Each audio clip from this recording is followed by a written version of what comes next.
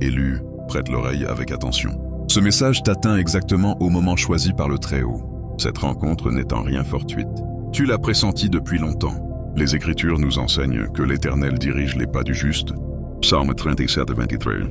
Et aujourd'hui, tes pas t'ont conduit ici parce que Dieu s'adresse directement à ton cœur profond. Depuis toujours, tu portes au fond de toi une conviction calme, une certitude inébranlable d'être différent, séparé, appelé à quelque chose de bien plus grand que les chemins ordinaires de ce monde.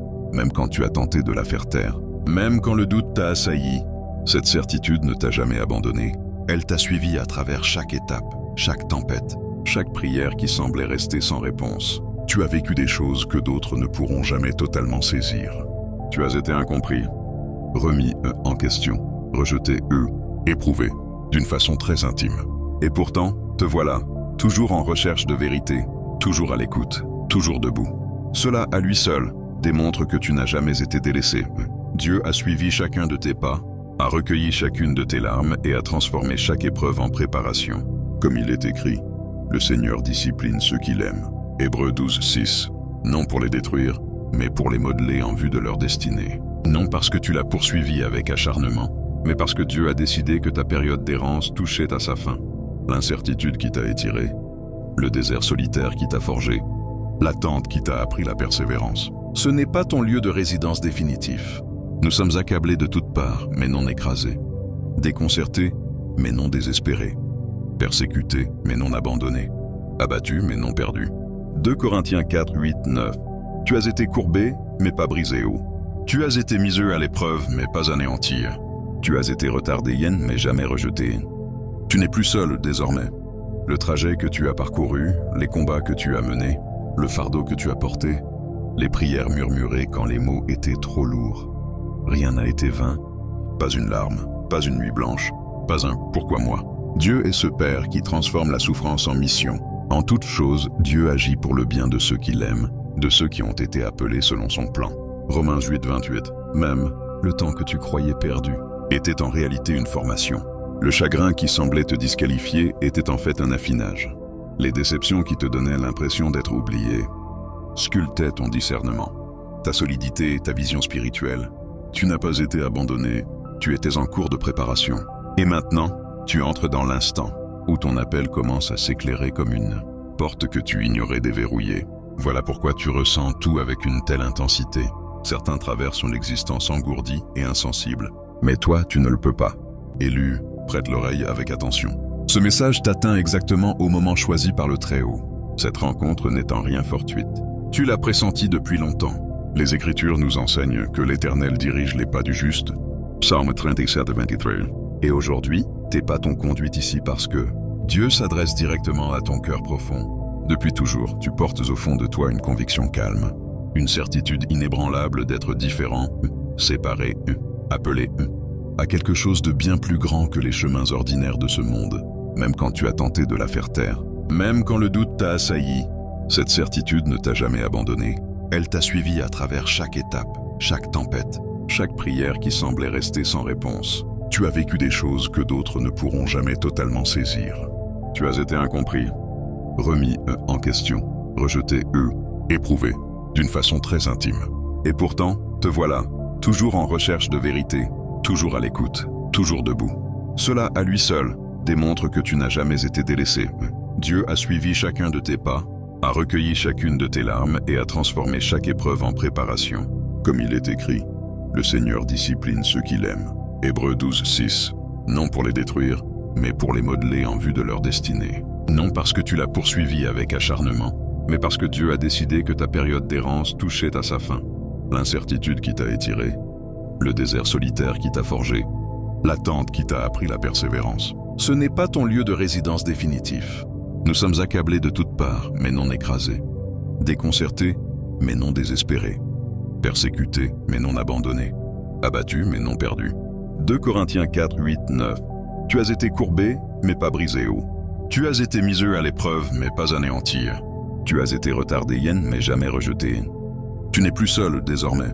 Le trajet que tu as parcouru, les combats que tu as menés, le fardeau que tu as porté, les prières murmurées quand les mots étaient trop lourds. Rien n'a été vain, pas une larme, pas une nuit blanche, pas un « pourquoi moi ». Dieu est ce Père qui transforme la souffrance en mission. En toute chose, Dieu agit pour le bien de ceux qui l'aiment, de ceux qui ont été appelés selon son plan. Romains 8, 28. Même le temps que tu croyais perdu était en réalité une formation. Le chagrin qui semblait te disqualifier était en fait un affinage. Les déceptions qui te donnaient l'impression d'être oublié sculptaient ton discernement, ta solidité, ta vision spirituelle. Tu n'as pas été abandonné, tu étais en cours de préparation. Et maintenant, tu entres dans l'instant où ton appel commence à s'éclairer comme une porte que tu ignorais déverrouillée. Voilà pourquoi tu ressens tout avec une telle intensité. Certains traversent son existence engourdie et insensible. Mais toi, tu ne le peux pas. Ton esprit est trop éveillé pour cela. Tu perçois ce qui reste tu. Tu captes ce que les autres négligent. Tu détectes quand quelque chose ne va pas, même quand tout paraît parfait en apparence. Pendant longtemps, le monde a tenté de te persuader que cette sensibilité était un défaut. Trop sensible, trop profond, trop sérieux, trop à part. Mais Dieu n'a commis aucune erreur en te créant, car nous sommes son chef-d'œuvre, créés en Jésus-Christ pour de bonnes œuvres. Éphésiens 2, 10. La profondeur que tu portes fait partie intégrante de ta vocation. Dès ton plus jeune âge, tu savais que tu ne te fondais pas complètement dans le moule. Ce n'était pas de l'orgueil, c'était une résonance. Tu ne vibrais simplement pas à la même fréquence que ton entourage.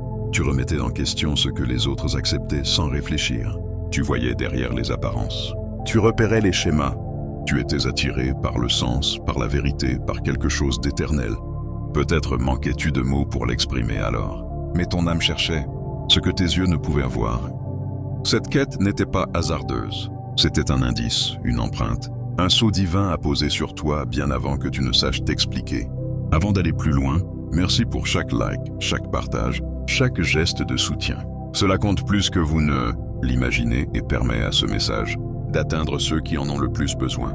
Il y a eu des moments où tu t'es demandé pourquoi ta route semblait plus rude que celle des autres. Pourquoi des relations prometteuses s'écroulaient subitement? Pourquoi des amitiés s'éloignaient? Pourquoi ceux qui t'acclamaient autrefois devenaient distants dès que tu commençais à t'élever? Pourquoi tu te sentais souvent comme un étranger même parmi ceux qui disaient t'aimer? Mais voici la vérité toute simple. Dieu te mettait à part. Il te préservait des liens qui auraient freiné ton ascension. Il t'éloignait de relations qui semblaient belles extérieurement mais portaient des chaînes invisibles. Parfois, ce qui te fait mal est exactement ce dont Dieu t'arrache. Nul ne peut poser un autre fondement que celui qui a été posé. 1 Corinthiens 3:11. Dieu ne t'aurait pas laissé bâtir ton avenir sur des bases fragiles, des amours éphémères ou une identité mal ancrée. Oui, cela t'a coûté cher. Cela t'a coûté le confort. Cela t'a coûté des présences familières. Cela t'a coûté l'appartenance à des cercles qui n'étaient jamais faits pour accueillir ton appel. Mais cela t'a offert quelque chose d'infiniment plus précieux. Force, endurance, foi inébranlable. Cela t'a obligé à connaître Dieu sans béquilles humaines. Cela t'a appris à tenir debout quand les applaudissements s'éteignent. Cela t'a enseigné à avancer quand personne ne comprend ton mouvement. Et maintenant, la phase d'isolement bascule. Tu entres dans une nouvelle dimension. Une où la raison de tout ce que tu as traversé commence à prendre forme. Pas d'un seul coup, mais progressivement, comme l'aube qui chasse la nuit. Dieu t'aligne avec ceux qui portent la même vocation divine. Ceux qui te rencontrent dans la profondeur, pas en surface. Ceux qui reconnaissent ton esprit sans que tu aies à te produire. Ta véritable famille spirituelle. Ceux qui marcheront à tes côtés comme des égaux, sont placés sur ta route. Et tu le sauras, tu le sentiras dans les rencontres trop parfaites pour être dues au hasard. Dans les échanges qui coulent comme si vous vous connaissiez depuis toujours, dans les liens qui dégagent chaleur et familiarité même avec des visages nouveaux. Ce ne sont pas des hasards, c'est une orchestration céleste. Un câble à 3 brins ne se rompt pas facilement. Ecclésiaste 4:12. Dieu ne t'envoie pas simplement des amis. Il construit un réseau de soutien pour ta mission. Tu vas commencer à recevoir des confirmations, des rêves qui ressemblent à des messages divins, des intuitions intérieures impossibles à ignorer, des signes répétés qui reviennent jusqu'à ce que tu les acceptes enfin. Dieu ne laisse pas ses choisis dans le brouillard éternellement. Si l'un de vous manque de sagesse, qu'il la demande à Dieu, qu'il la donne libéralement. Jacques 1:5. Il éclaire le chemin saison après saison. Assez de lumière pour le pas suivant, assez de clarté pour te maintenir en marche. Et là, tout de suite, il te dit que l'heure est venue. Si ces paroles touchent quelque chose au fond de ton âme, si tu ressens cette confirmation calme et profonde que ce n'est pas seulement un discours motivant mais un message adressé précisément à toi, alors réagis. Pas parce que les commentaires sont magiques, Mais parce que les déclarations ont du poids, il y a une puissance dans l'accord. Il y a une autorité à dire oui, je reçois. Alors, si tu le souhaites, laisse une marque en commentaire. Tape 9 et 49 comme une affirmation que tu es prêt, que tu accueilles ce message, que tu reconnais le basculement qui s'opère en toi. Car ce n'est pas une vidéo de plus. C'est un reflet, une validation de ce que tu as toujours su mais que tu as peut-être craint d'assumer pleinement. Tu as été choisi pour une œuvre plus grande, et les jours où tu doutais de toi touchent à leur fin. Les jours où tu questionnais ta valeur, ta direction, ta vocation, ces jours sont derrière toi. Tu n'étais pas fait pour une existence banale. Tu n'étais pas fait pour te diluer dans la masse, suivre le troupeau. Réduire ton esprit pour rentrer dans des cases trop étroites pour ton appel. Le fait que tu aies eu du mal à t'intégrer n'était pas un échec. C'était la preuve que tu n'étais pas conçu pour la médiocrité. Ne vous modelez pas sur le monde présent, mais soyez transformés par le renouvellement de votre pensée. Romans 12:2. Tu n'étais pas créé pour imiter le monde. Tu étais créé pour y apporter la lumière. Et oui, suivre cette voie implique que tout le monde ne te comprendra pas. Certains qualifieront ta foi d'excessive. Certains diront tes limites froides. Certains prendront ton discernement pour du jugement. Mais courage, Dieu ne t'a pas seulement élu. Il a tracé la route devant toi. Voici, j'ai mis devant toi une porte ouverte que personne ne peut fermer. Apocalypse 3:8. Des portes fermées vont s'ouvrir. Des obstacles qui semblaient insurmontables vont s'écrouler. La solitude qui pesait sur ton âme sera remplacée par la présence de ceux qui te voient vraiment et saisissent ta mission. Tu es en train d'être positionné, élevé, appelé vers l'avant. Ce n'est pas la conclusion de ton histoire, c'est le commencement de ton alignement. Et en avançant, garde en mémoire que tu es guidé, protégé, investi de puissance, non par le hasard, non par l'approbation des hommes, mais par le Dieu qui dessine les destinées et honore ses promesses. L'Éternel combattra pour toi. Toi, reste tranquille. Exode 14:14. Tu ne marches plus seul, Dieu l'a décrété. Ton moment est arrivé. Et écoute, il y a toujours eu en toi quelque chose d'unique. Tu ne pouvais peut-être pas le nommer, mais tu le ressentais. Tu vois ce que les autres passent à côté. Tu perçois ce que les autres ignorent. Et tu avances dans la vie avec un sentiment intérieur de vocation, même quand l'image complète n'est pas encore claire. Le monde a tenté de te faire douter, de te convaincre que tu te faisais des idées. Mais la réalité est claire, tu as été choisi par Dieu. Alors si tu t'es déjà interrogé sur le fait d'être vraiment l'un des élus, laisse ces marques confirmer ce que ton âme sait déjà. L'un des signes les plus puissants est que tu t'es toujours senti un pas. Dès l'enfance, tu ne te fondais pas totalement dans le décor.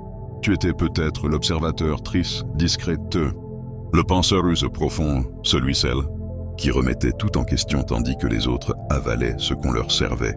Tu voyais au-delà des apparences. Même au milieu de la foule, tu te sentais seul. Non parce que tu le désirais, mais parce que ton esprit vibrait sur une autre longueur d'onde. Cette différence n'est pas une faiblesse, c'est un indicateur. Un autre signe irréfutable est que tu as traversé des épreuves extrêmes. Les élus ne suivent pas une voie facile. Tu as connu la trahison, le rejet, la perte, des douleurs que beaucoup ne comprendront jamais. Mais ces épreuves n'étaient pas des châtiments. Elles étaient un entraînement. Elles t'ont affiné, elles t'ont fortifié, elles t'ont poussé à t'appuyer sur la foi plutôt que sur ce que tu pouvais maîtriser seul, homme. L'épreuve de votre foi produit l'endurance. Jacques 1:3. Tu as développé la ténacité parce que tu étais fait pour porter du poids. Là où d'autres se seraient effondrés, tu as continué, même sans comprendre pourquoi. Cette ténacité est une signature, un sceau de ta vocation. Tu possèdes aussi une intuition profonde, une connaissance intérieure qui te dirige. Tu ressens les énergies, décèles les intentions, perçois les changements dans l'invisible avant qu'ils ne se manifestent. Peut-être as-tu fait des rêves prémonitoires, des pressentiments qui se sont révélés justes, des alertes spirituelles avant un événement. C'est du discernement. C'est une vision spirituelle. L'homme spirituel discerne toutes choses. 1 Corinthiens 2:15, Dieu t'a formé à voir au-delà de l'évidence. Un autre indice est que tu te sens souvent incompris. Ta façon de penser, de vivre les émotions, d'aborder l'existence ne suit pas le schéma classique. On t'a peut-être reproché d'être trop profonde, trop sensible, trop sérieuse. Les relations ont parfois peiné parce que les autres ne pouvaient pas te rejoindre dans ta profondeur. Mais tu n'étais pas fait pour la superficialité. Tu étais fait pour guider, éveiller, illuminer les zones d'ombre. Tu as également vu des personnes et des situations s'éloigner de ta vie, parfois brutalement. Des amis se sont écartés, Des relations se sont terminées sans prévenir. Des portes se sont fermées alors que tu croyais qu'elles resteraient ouvertes. Mais avec le recul, tu vois clair, ce n'étaient pas des pertes. C'étaient des réorientations divines. Dieu élimine les distractions, les influences néfastes, les liens trompeurs pour te permettre de te concentrer sur la mission qu'il t'a confiée. L'Éternel veille sur tes entrées et tes sorties. Psaume 121:8. Même les départs étaient une sauvegarde. Quand les gens s'en vont, quand les projets s'écroulent, ce n'est pas la preuve que tu es seul. C'est la preuve que tu es repositionné. Un autre signe majeur est l'éveil spirituel. À un moment donné, un basculement s'est produit, peut-être déclenché par une rupture, une perte, ou ce vide intérieur qui te disait que quelque chose de plus profond manquait à ta vie. Brusquement, ce qui comptait auparavant a perdu de son importance. Tu as commencé à tout remettre en question. Tu as cherché la vérité au-delà des apparences vendues par le monde. Ton âme s'est mise à aspirer à l'éternel. Cet éveil est une preuve. Tu n'étais pas destiné à une vie commune. Tu ressens aussi une attraction puissante vers Dieu, même dans les périodes de doute, même quand tu te sentais égaré ou quelque chose te ramenait toujours vers le divin, la prière, l'écriture, l'adoration, ces instants silencieux où tu sens Dieu parler sans mots. Le monde peut te détourner temporairement, mais ton âme retrouve le chemin. Car les élus peuvent vaciller, mais ils ne t'emmènent pas. Bien qu'il vacille, il ne s'écroulera pas, car l'Éternel le soutient de sa main. Psaume 37:24. Et tu as remarqué autre chose. Une autre raison de cet isolement était d'éveiller tes dons spirituels. Entouré constamment de monde, il est facile d'étouffer sa propre voix intérieure. Mais seul, tu es confronté à toi-même. Tu commences à percevoir l'invisible. Tu aiguisais ton discernement. Ta vie intérieure prend le dessus. Et oui, les combats intérieurs se sont souvent intensifiés. Peur, doute, lourdeur, moments où le désespoir pesait lourd. L'isolement met la foi à l'épreuve, comme rien d'autre. Sans validation extérieure, sans encouragement visible, sans main à serrer, tu apprends à t'appuyer uniquement sur Dieu. C'est là que naît la véritable force. C'est là que se forge ton caractère. Mais aujourd'hui, un changement s'opère. La saison d'isolement s'achève. Dieu commence à t'aligner avec les bonnes âmes. Guerriers, guérisseurs, visionnaires. Ceux qui voient ton esprit et respectent ta vocation. Mais tu as d'abord dû apprendre à te suffire à toi-même. Tu as dû savoir te tenir debout seul, pour ne pas dépendre des autres une fois l'alignement arrivé. Tu marcheras à leur côté, non en retrait. Tu n'es plus la personne qui entrait dans ce désert. L'ancienne version de toi, celle qui transigeait avec la vérité pour s'intégrer, qui acceptait les énergies toxiques, qui mendiait l'affection, a disparu. Tu es ressuscité avec une conscience supérieure, des limites solides, une clarté profonde. Tu sentiras que certains lieux, discussions, environnements ne te correspondent plus. Tu connaîtras une paix qui n'a plus besoin d'approbation. Tu comprendras que ta solitude n'était pas une cage, c'était un sanctuaire.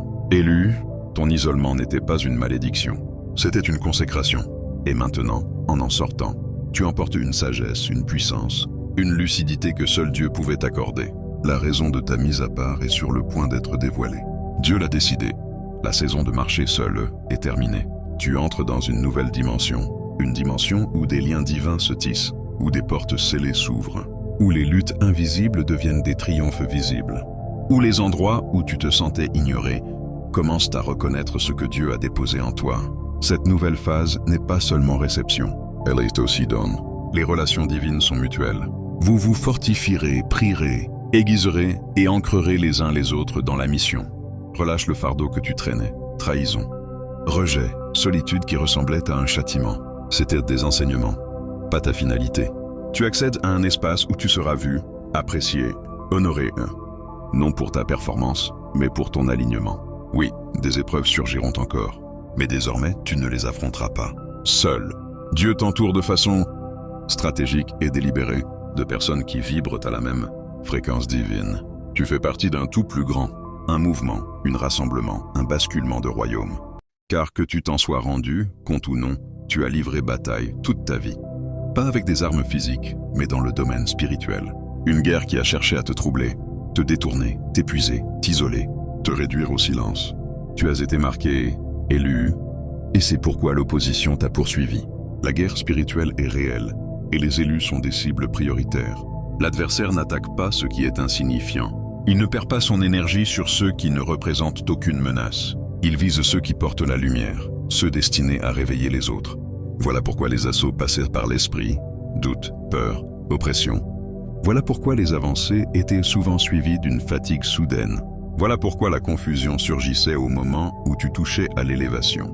Mais ces attaques n'étaient pas la preuve de ta faiblesse. Elles étaient la preuve que tu représentes un danger pour les ténèbres.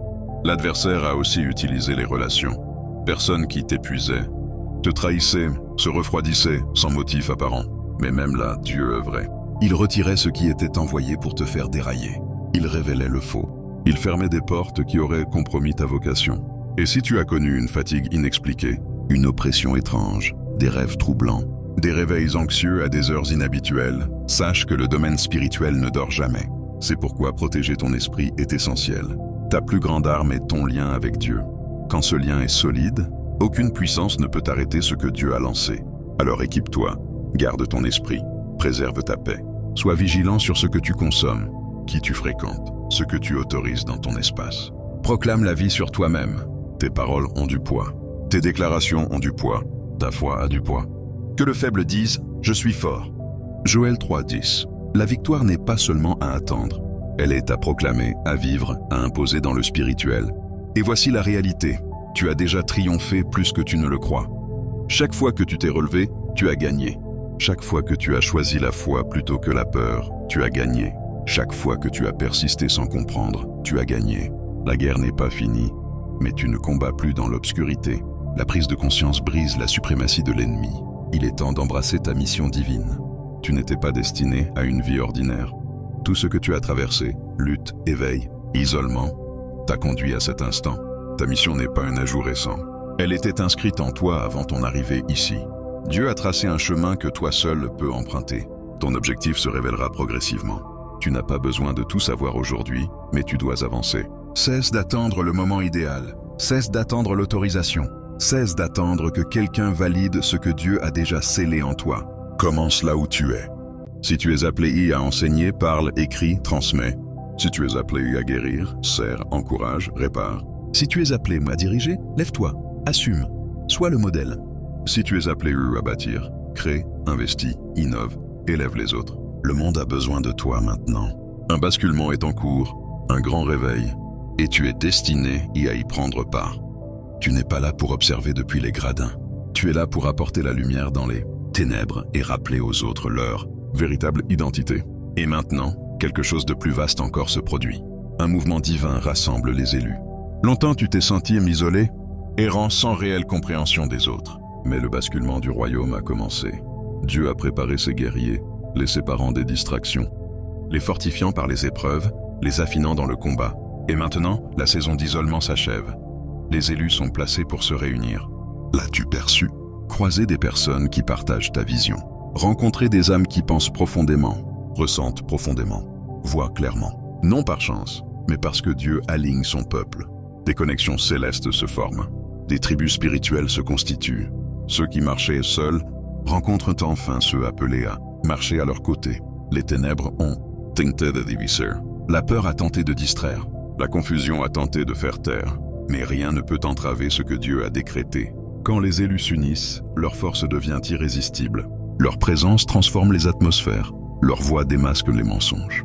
Leur lumière réveille ceux qui sommeillaient.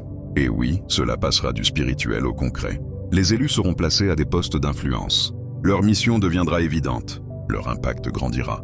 Mais l'unité porte une responsabilité. Pas de place pour la jalousie parmi les appelés. Pas de division parmi les missionnés.